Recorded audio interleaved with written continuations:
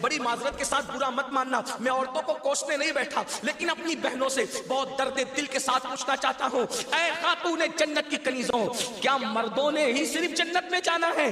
عورتوں نے جنت میں نہیں جانا؟ تمہاری محرومی کی حد ہے میری بہنوں کہ تمہارے قدموں کے نیچے جنت ہے۔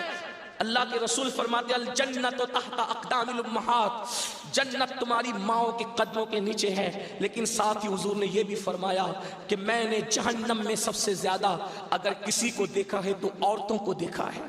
آج بیٹیوں کا حال یہ ہے، اب بیٹیاں قرآن کہاں یاد کرتی ہے، اب بیٹیاں حدیث کہاں یاد کرتی ہے، اب بیٹیاں دین کہاں پڑھتی ہے؟ یہ تو گانے سنتی ہے، یہ تو سیریل دیکھتی ہے، یہ تو فلمیں دیکھتی ہے۔ اللہ اکبر! قوم کی جو بیٹی بالغ ہونے سے پہلے سیریلوں میں بھاگنے اور بھگانے کے مناظر دیکھے گی، قوم کی جو بیٹی جوانی کی دہلیز پر قدم رکھ کر فلموں میں زنا کے مناظر دیکھے گی، پھر وہ گندگی نہیں کرے گی تو کیا کرے گی؟ وہ جرائم نہیں کرے گی تو کیا کرے گی؟ اے خاتون جنت کی کنیزوں، جب اللہ کے دین کو تم پیٹ کے پیچھے ڈالو گے تمہیں رونے کو مزدور نہیں ملے۔ اور آپ جانتی ہیں یہ سیریل اور گندی فلموں کا نتیجہ ہے کہ بچیاں کسی اور کا ہاتھ پکڑ کر چلی جاتی ہیں، معاشرہ اس کو دھتکار دیتا ہے، پھر وہ ایک دو بچوں کا باپ بن کر کے اس لڑکی کو دھوکہ دے دیتا ہے، پھر جب وہ لوٹ کر آتی ہے تو نہ ماں باپ قبول کرتے، نہ بھائی قبول کرتے، نہ خاندان قبول کرتا ہے، اور وہ ظالم تو دھوکہ دے ہی چکا ہے۔ علم کی بات چل رہی ہے، رسول اللہ کی نواسی، جس طرح سے امام حسن کے کان میں، امام حسین کے کان قرآن اگر کسی نے کیا ہے تو وہ سیدہ زینب پاک کی ذات ہے۔ صرف 7 سال کی عمر میں سیدہ زینب نے حافظ قرآن کیا تھا، آپ قرآن کی حافظہ تھی۔ اللہ اکبر! آپ کو حیرت نہیں ہونی چاہیے، اللہ سیدہ زینب نے صرف 7 سال کی عمر میں قرآن کا حفظ کیا ہے، اور قرآن کی اکثر صورتیں آپ نے اپنی امی سیدہ فاطمہ کے ذریعے سے حفظ کیا ہے۔ اللہ اکبر! اور قرآن کا سب سے پہلے درس دینے کا کام کوفہ کی سرزمین پر سیدہ زینب نے کیا ہے۔ یہ رسول اللہ کا خاندان ہے۔ ام المومنین سیدہ عائشہ صدیقہ وہ خاتون ہے کہ اللہ اکبر، عورتوں میں سب سے زیادہ اگر کوئی حدیث روایت کر رہا ہے تو وہ سیدہ عائشہ صدیقہ کی ذات ہے، اور آپ مفتی 4 ملت ہے۔ اصحاب میں جب کسی مسئلے پر اختلاف ہو جاتا تو لوگ کہتے چلو ام المومنین کی بارگاہ میں ان سے پوچھیں گے۔ حیرت کی بات ہے، مردوں کا علم اختلاف اگر کسی کا قول فیصل کی حیثیت سے ختم کرتا ہے تو اسے ام المومنین سیدہ عائشہ صدیقہ کے نام سے جانا جاتا ہے۔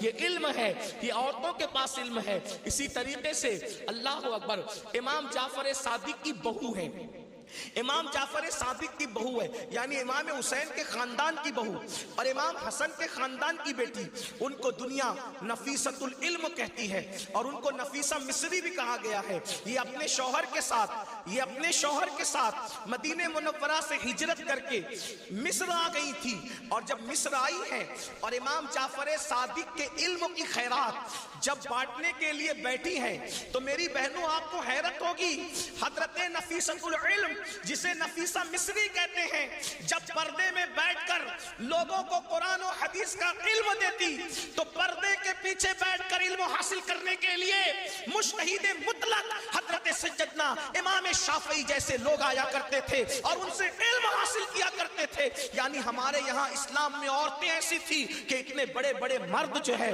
عورتوں کے پاس آ کر کے اسلام حاصل کرتے تھے، علم دین حاصل کرتے تھے، اسلام کا علم حاصل کرتے تھے۔ پردے کے پیچھے سے گویا کہ نفیسۃ العلم نے، نفیسہ مصری نے ام المومنین سیدہ عائشہ صدیقہ کی یاد کو تازہ کر دیا تھا۔ میری بہنوں آج وہ کہاں گیا معاملہ؟ آج تو عورتوں کا مطلب زیورات سے محبت، عورتوں کا مطلب نئے کپڑوں سے محبت، عورتوں کا مطلب شادیوں میں شرکت سے محبت، عورتوں کا مطلب بازار میں گھومنے سے محبت، عورتوں کا مطلب جو وہ فلموں سے محبت۔ عورتوں کو دین سے تعلق کیا رہ گیا؟ بڑی معذرت کے ساتھ برا مت ماننا، میں عورتوں کو کوسنے نہیں بیٹھا، لیکن اپنی بہنوں سے بہت درد دل کے ساتھ پوچھنا چاہتا ہوں، اے خاتون جنت کی کنیزوں، کیا مردوں نے ہی صرف جنت میں جانا ہے؟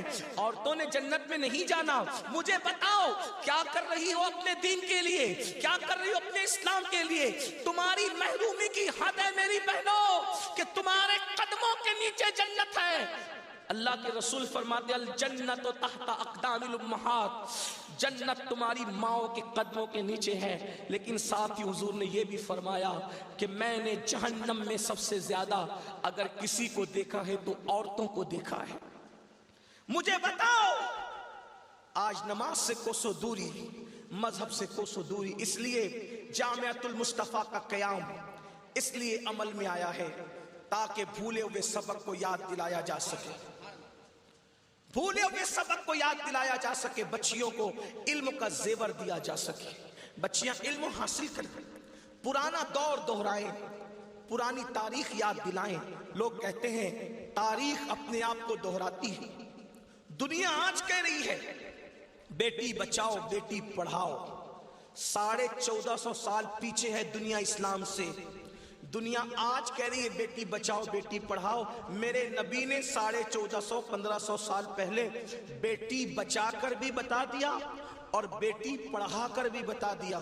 اللہ کے رسول نے بیٹی بچایا تو ایسے بچایا کہ بیٹیاں ان کے آنے سے پہلے زندہ دفن ہوتی تھی، مگر ان کے آنے کے بعد بیٹیوں کو دفن نہیں کیا گیا بلکہ بیٹیوں کو ماتھے کا جھومر بنایا گیا۔ اگر آج دنیا میں کوئی بھی مذہب کا آدمی بیٹی چومتا ہے تو یہ صدقہ ہے مصطفیٰ جان رحمت کی آمد کا، یہ میلاد مصطفیٰ صلی اللہ علیہ وآلہ وسلم کا صدقہ ہے۔